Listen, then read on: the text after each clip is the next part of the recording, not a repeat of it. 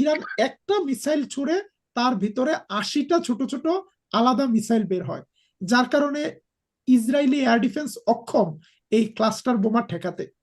এবং আজকে থেকে ইরান বলেছে যে আমাদের আর কোনো মিসাইল ইসরায়েলে যাবে না যেটার ওজন 1 টনের কম। ইরান কিন্তু এখন পর্যন্ত আমেরিকাকে নাকানি চুবানি খাইয়ে রাখছে। ইরান ধ্বংসই হবে, কিন্তু যুদ্ধ চালিয়ে যাবে, এটাও বা কতটুকু ইরান এফোর্ড করতে পারবে, নাকি ইসরায়েলেরও আমরা ধ্বংস খুব সহসায় দেখতে পাবো? খুব সহসায় রেজাল্টটা কি হতে যাচ্ছে আপনার কাছে, আপনার কি? আমি আজকের লেটেস্ট নিউজগুলোর উপরে ভিত্তি করে কথা বলছি। 1 নম্বর, আজকে ইরানের প্রেসিডেন্ট মাসুদ পেজেশকিয়ান বলেছেন শত্রুদের বোঝা উচিত যে ইরান নামক যেই দেশটা, এটার 6,000 বছরের ইতিহাস রয়েছে এবং এখানে অনেক দখলদার শক্তি এসেছে চলে গিয়েছে, কিন্তু ইরান টিকে আছে।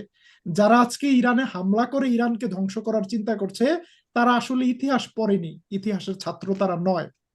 এই মুহূর্তে আমাদের কাছে সংবাদ এসেছে যে মার্কিন প্রেসিডেন্ট ডোনাল্ড ট্রাম্পের মধ্যপ্রাচ্য বিষয়ক প্রতিনিধি স্টিভ উইটকফ বলছেন মার্কিন প্রেসিডেন্ট ইরানের সাথে আলোচনায় প্রস্তুত আছে, কিন্তু ইরান কতটা প্রস্তুত সেটা আমরা নিশ্চিত নই। এবং তিনি বলছেন যে ট্রাম্পের এই মুহূর্তে একটাই চাওয়া, ইরান যেন পারমাণবিক অস্ত্র তৈরি না করে। যেখানে ইরান এর আগে অনেকবার বলেছে যে আমরা পারমাণবিক অস্ত্র তৈরি করার কোনো ইন্টেনশন, কোনো ইচ্ছা আমাদের নেই, আমরা শান্তির উদ্দেশ্যে আমাদের দেশের উন্নয়নের স্বার্থে বিদ্যুৎ উৎপাদনে আমরা পারমাণবিক গবেষণা করেছি। আসলে আমেরিকা পালানোর পথ খুঁজছে। আমেরিকা দুটা কারণে পালানোর পথ খুঁজছে। 1 নম্বর কারণ, এই যুদ্ধটি আমেরিকার জন্য কল্পনার অতীত ব্যয়বহুল একটা যুদ্ধ, যেখানে একটা 20-25 হাজার টাকা দামের ড্রোন ছুটছে ইরান, সেটাকে ঠেকানোর জন্য মিলিয়ন ডলার এয়ার ডিফেন্স ছুটতে হচ্ছে আমেরিকাকে। 2 নম্বর, এই যুদ্ধের কারণে তেলের দাম কিন্তু $100 ছাড়িয়ে গিয়েছিল এবং এই সুযোগে রাশিয়ার প্রেসিডেন্ট পুতিন বলেছে যে দেখো ইউরোপের দেশেরা, তোমরা আমার থেকে কম টাকায় তেল নিতে পারো, ইরানের কাছ থেকে তেল আসছে না, হরমুজ প্রণালী বন্ধ, আসো আমার সাথে বন্ধুত্ব করো, ট্রাম্প থেকে দূরে থাকো। এখন ট্রাম্প এত বছর ধরে ইউক্রেনের যুদ্ধের অজুহাত দেখিয়ে ইউরোপিয়ান মিত্রদেরকে যেভাবে কাছে এনেছিল, তাদের কাছে রাশিয়ার ভয় দেখিয়ে অস্ত্র বিক্রি করেছে, অতিরিক্ত দামে তেল বিক্রি করেছে, ট্রাম্পের সব ব্যবসা কিন্তু লাটে উঠছে। এজন্য ট্রাম্প তড়িঘড়ি করে বলছে যে না না, আমরা এই যুদ্ধটা আর বেশি দিন করব না, যুদ্ধ তাড়াতাড়ি শেষ হয়ে যাবে। যে কারণে তেলের দাম কিছুটা নিম্নমুখী হয়েছে। কিন্তু লাস্ট কথা হলো, আমেরিকা একটা ট্র্যাপে পড়েছে, কাদায় পড়ে গিয়েছে আমেরিকা, এবং এখান থেকে আমেরিকাকে বের হতে হলে ইরানের সাথে বসতে হবে। আলোচনার টেবিলে ইরান যে শর্ত দিবে সেই শর্ত আমেরিকাকে মানতে হবে। আজকে উত্তর ইসরায়েল, যেটা লেবাননের দক্ষিণে, এই জায়গায় 10 লক্ষ মানে 1 মিলিয়ন ইসরায়েলি তারা বাংকারে বসবাস করছে। কেউ বাড়ির আহ স্বাভাবিক জীবনযাপন করতে পারছে না, কারণ ইসরায়েলিদের আঘাতে 7 লক্ষ লেবানিজ বাড়িঘর ছাড়া হয়েছে। লেবানিজরাও, হিজবুল্লাহ পাল্টা হুমকি দিচ্ছে, এরিয়া নির্ধারণ করে দিচ্ছে যে এই এরিয়ায় আমরা হামলা করতে যাচ্ছি, সুতরাং তোমরা বাড়িঘর ছাড়ো। আমাদের জনগণ যদি বাড়িতে না থাকতে পারে, তোমাদেরকে আমরা শান্তিতে ঘুমাতে দিব না। ইরানের এই ডেটারেন্ট পাওয়ার থাকার কারণে ইরান কিন্তু এখন পর্যন্ত আমেরিকাকে নাকানি চুবানি খাইয়ে রাখছে। এবং আজকে থেকে ইরান বলেছে যে আমাদের আর কোনো মিসাইল ইসরায়েলে যাবে না যেটার ওজন 1 টনের কম। অর্থাৎ আমরা এখন থেকে আলট্রা হেভি ওয়ারহেড সম্পন্ন মিসাইল গুলো ইরানে পাঠাবো। এই মুহূর্তের টাইমস অফ ইসরায়েলের নিউজ হলো হাইপারসনিক যে তো এখন চলছেই এই মুহূর্তে। হুম। এখন পর্যন্ত যেই রিসেন্ট মিসাইল গুলো আসছে, তার অর্ধেকই হলো ক্লাস্টার মিসাইল। অর্থাৎ ইরান একটা মিসাইল ছুড়ে তার ভিতরে 80টা ছোট ছোট আলাদা মিসাইল বের হয়, যার কারণে ইসরায়েলি এয়ার ডিফেন্স অক্ষম এই ক্লাস্টার বোমা ঠেকাতে। সুতরাং আলোচনা ছাড়া তাদের আর কোনো রাস্তা নেই, এবং সেই আলোচনার শর্তগুলো এখন ইরান ঠিক করে দেবে ইনশাল্লাহ।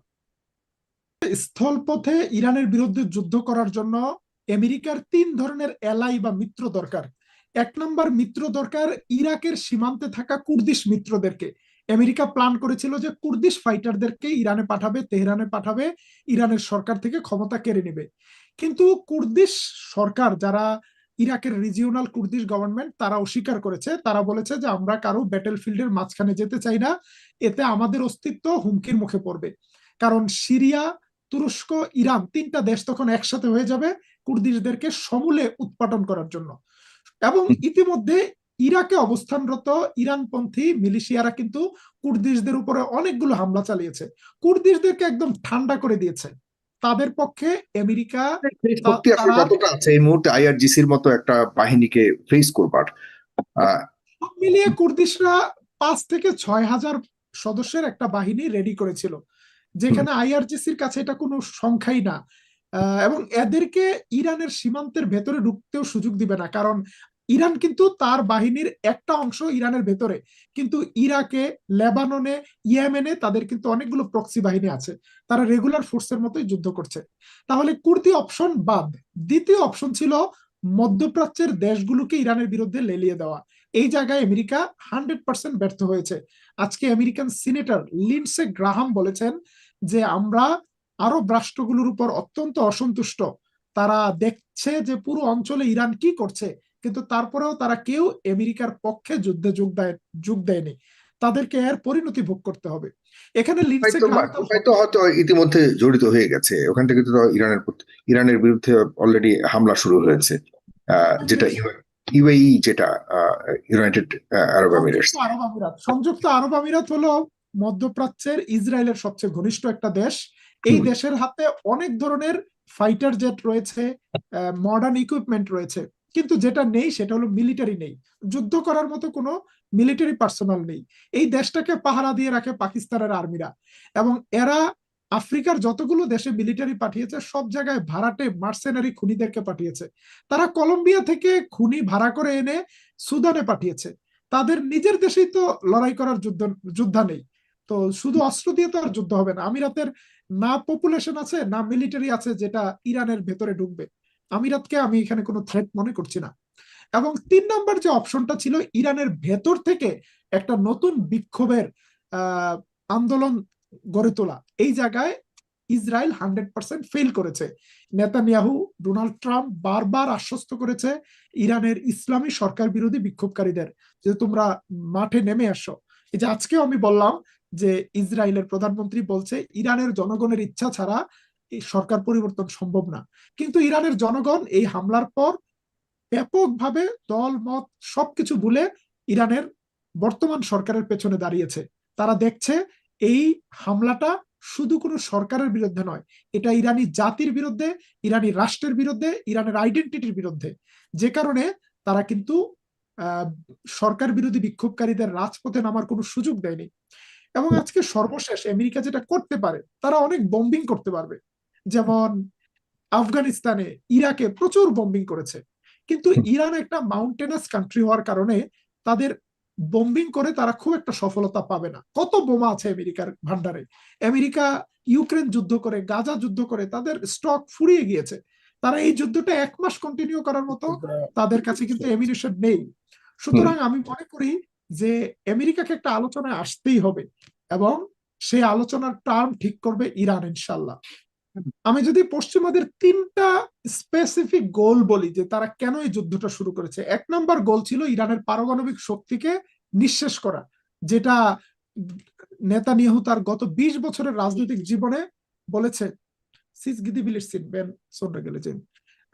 তারা কিন্তু পারমাণবিক স্থাপনাগুলোকে আক্রমণ করেছে, B2 বোম্বার বিমান ইউজ করেছে, কিন্তু কিন্তু কিন্তু তারা নিশ্চিত হতে পারেনি যে পারমাণবিক প্রকল্পগুলো পুরোপুরি ধ্বংস হয়েছে। বিশেষ করে যেই পরমাণুগুলো সমৃদ্ধ করা আছে সেগুলো পাহাড়ের এত গভীরে আছে যেখানে স্থল অপারেশন ছাড়া সেটা উদ্ধার করা সম্ভব না, এবং সেটার সাহস ইরান, আমেরিকা করেনি। দ্বিতীয়ত দ্বিতীয়ত তাদের একটা টার্গেট ছিল সরকার পরিবর্তন করার, সেটাতে তারা পুরোপুরি ব্যর্থ হয়েছে। তৃতীয়ত, সর্বশেষ এই কথা বলে শেষ করব, তাদের টার্গেট ছিল ইরানের মিসাইল ভান্ডার ধ্বংস করা, যেন ইরান থেকে ইসরায়েলে হামলা না হয়। এবং ডোনাল্ড ট্রাম্প যে সংখ্যাগুলো বলছে এগুলোর কোনো ভিত্তি নেই।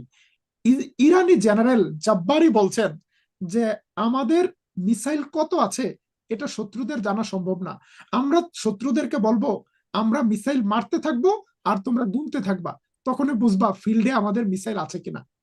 ইরান এবং রাশিয়া এবং চীনের যে সাহায্যটা, এটা আসলে সরাসরি না, এটা পরোক্ষভাবে। পরোক্ষভাবে সাহায্যটা কতটুকু কিভাবে আসছে কিন্তু করছে এটা কিনা, আমাদের কাছে পরিষ্কার না। এবং তারা কি আসলে ইরানের পাশে আছে কিনা কি মনে করেন?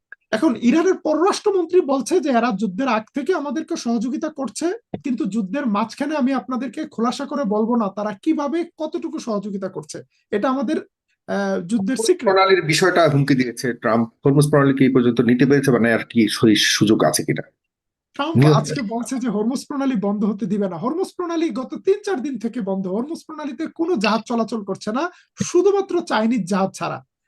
ট্রাম্প যে কি বলে আর কি সে জানে, সেটা নিয়েও প্রশ্ন। তার একটা বিষয় অফিস যেটি তাকে কতটুকু আরেকটা দেখতে। বিষয় আপনাকে আমি এখনই ছেড়ে দিচ্ছি, আরেকটা বিষয় যেটি সবচেয়ে বেশি ভাইরাল হয়েছে যে B2 বম্বার্ড বিমান নিউক্লিয়ার বোমা ফেলার জন্য এই আশপাশে ভিড় করছে, অলরেডি ইসরায়েলের আশপাশে চলে এসেছে, এগুলির আসলে কি সত্যতা রয়েছে? হ্যাঁ, আমেরিকার একটা স্ট্র্যাটেজিক বোম্বার বিমান আছে যার নাম হলো B-52 স্টেট অফ ফোর্ট্রেস বিমান। যেই বিমানটা একই সাথে কনভেনশনাল বোমা এবং নিউক্লিয়ার উইপন্স বহন করতে সক্ষম, এবং আটলান্টিক পাড়ি দিয়ে এই বিমানটা এখন যুক্তরাজ্যে অবস্থান করছে। আমেরিকা যে কোনো সময় যুক্তরাজ্য থেকে এটা ইরানে পাঠাতে পারে। এটা আসলে ইরানের উপর চাপ প্রয়োগের জন্য এই হুমকিটা দিয়েছে, যাতে ইরান আলোচনায় রাজি হয়, ইরান যেন যুদ্ধ বন্ধ করতে রাজি হয়। কিন্তু ইরানের পারমাণবিক স্থাপনাগুলো পাহাড়ের এত নিচে, কোনো B-2 বোম্বার বিমান কিংবা B-52 বাংকার ব্লাস্টার বোমা সেখান পর্যন্ত পৌঁছতে সক্ষম না। ইরান হিসাব নিকাশ করেই তাদের পারমাণবিক প্রকল্পগুলো মাটির অনেক গভীরে করেছে।